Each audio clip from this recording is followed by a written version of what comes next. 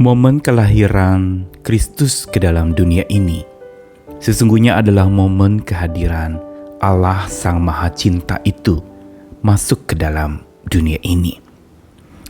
Walaupun memang diwarnai dengan berbagai macam skandal dan peristiwa-peristiwa yang menyeramkan, mengerikan terjadi pada saat kelahiran Kristus, tetap tidak dapat dipungkiri bahwa kehadiran Tuhan ke dunia ini adalah masuk lewat pintu kelahiran Kristus.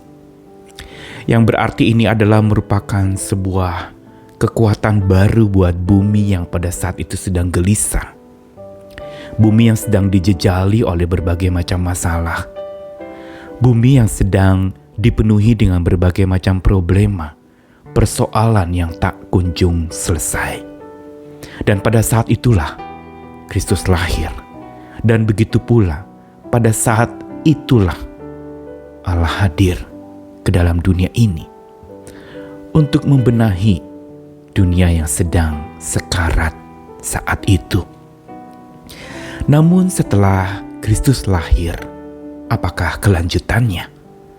Apakah hanya sekedar sebuah perayaan dan peringatan belaka yang dirayakan oleh seluruh dunia? Tetapi apakah kelahiran atau kehadiran Tuhan lewat Natal itu sungguh sudah menjadi bekal bagi orang-orang percaya untuk melangkah maju lagi? Janganlah pernah biarkan kelahiran Kristus itu berlalu begitu saja tanpa pesan dan kesan yang mendalam. Karena kelahirannya sesungguhnya menjadi langkah cintanya untuk membekali hidup orang percaya dengan hadirnya. Sehingga orang percaya dapat sungguh merasa diberkati karena dibekali oleh hadirnya Tuhan. Saya Nikolas Kurniawan menemani lagi di dalam Sabda Tuhan. Kali ini dari satu bagian cuplikan Mazmur 139, ayatnya yang ke-7 sampai ke-12. Kemana aku dapat pergi menjauhi roh-Mu, kemana aku dapat lari dari hadapan-Mu? Jika aku mendaki ke langit, Engkau di sana. Jika aku menaruh tempat tidurku di dunia orang mati, di situ pun Engkau. Jika aku terbang dengan sayap fajar dan membuat kediaman di ujung laut, juga di sana tangan-Mu akan menuntun aku, dan tangan kanan-Mu memegang aku. Jika aku berkata biarlah kegelapan saja melingkupi aku, dan terang sekelilingku menjadi malam, maka kegelapan pun tidak menggelapkan bagimu, dan malam menjadi terang seperti siang.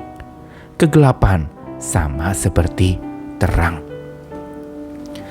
Mazmur 139 yang sudah sering dibacakan, bahkan sudah pernah dibahas di dalam renungan Sapa hari ini di beberapa episode yang lalu, kali ini mau menegaskan kepada setiap kita tentang kemahahadiran Tuhan. Yang menegaskan bahwa kalau Tuhan Maha Hadir, maka sebenarnya kita tidak pernah dapat lari dari kehadirannya. Kehadirannya itu mengejar kita. Bukan seperti lagu kita mengejar hadirnya Tuhan, tapi hadirnya Tuhan justru mengejar hidup kita. Kemanapun kita pergi, Dia selalu ada bersama dengan kita. Inilah sebenarnya sebuah manifestasi dari Immanuel itu. Allah yang beserta kita. Itu memberitahukan kepada kita bahwa kemanapun kita pergi, dimanapun kita berada, ke tempat-tempat yang kita duga Tuhan tidak ada, bahkan sesungguhnya Tuhan ada di sana. Dan yang menarik adalah di Mazmur 139 tadi, itu mau menegaskan bahwa kalau Allah Maha Hadir dan kehadirannya itu sungguh memenuhi hidup orang percaya sebagaimana pemazmur alami, maka dampaknya adalah bahwa kegelapan tidak lagi melingkupi. Maka terang terus akan bersinar. Kegelapan tidak menggelapkan bagi orang-orang percaya. Malam menjadi terang seperti siang. Kegelapan bahkan sama seperti terang. Karena ada Allah yang hadir bersama dengan orang-orang percaya itu. Apa yang pemazmur ini katakan kalau dikaitkan dengan Natal, maka semakin tegaslah makna Immanuel itu. Semakin tegaslah tentang kehadirannya yang meneguhkan iman dan hidup orang percaya. Tapi pertanyaannya, apakah kehadiran Tuhan itu sungguh berkuasa penuh dalam hidup kita? Atau kita jadikan sebagai andalan utama di dalam kita menjalani hari-hari esok kita? Bukan kebetulan kalau bulan Natal itu ada di bulan terakhir dari satu tahun untuk memulai tahun berikutnya. Ini mau memberitahu kepada kita bahwa memang kehadiran Kristus, kehadiran Allah lewat lahirnya Kristus sesungguhnya merupakan bekal yang sangat diperlukan untuk menghadapi hari esok. Kehadiran Sang Maha Cinta atau Allah ke dunia ini lewat kelahiran Kristus adalah bekal kekal. Yang bukan sekedar bekal yang kita bawa-bawa kemana-mana, tetapi sebuah bekal kekal yang bikin kebal hidup hadapi tantangan. Berarti hidup kita sungguh dipenuhi bukan saja dengan iman kepada Tuhan, tetapi oleh imun perlindungan kehadiran Tuhan. Itu menjadi semacam perisai. Kehadiran Tuhan itu menjadi pelindung yang membuat kita mengalami imun hidup yang luar biasa. Menghadapi tantangan yang berat, kita tidak mudah jatuh. Karena perisai cinta Tuhan lewat kehadiran Tuhan itu memampukan kita menghadapi tantangan.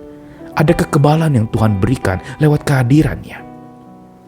Dan yang kedua, bekal kekal yang Tuhan berikan untuk kita menjalani hari-hari kita adalah bukan saja membuat kebal hidup, tetapi membuat tebal iman percaya kita untuk menjalani masa depan, untuk menjalani hari esok.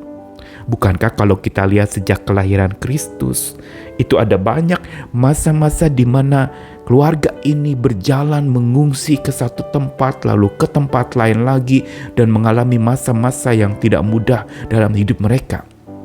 Itulah gambaran hidup manusia. Kita ada dalam perjalanan yang masih terus berlangsung sampai nanti berjumpa dengan Tuhan. Dan karena itu kita butuh untuk hidup kita dikebalkan oleh kehadiran Tuhan dan iman kita ditebalkan oleh kehadiran Tuhan.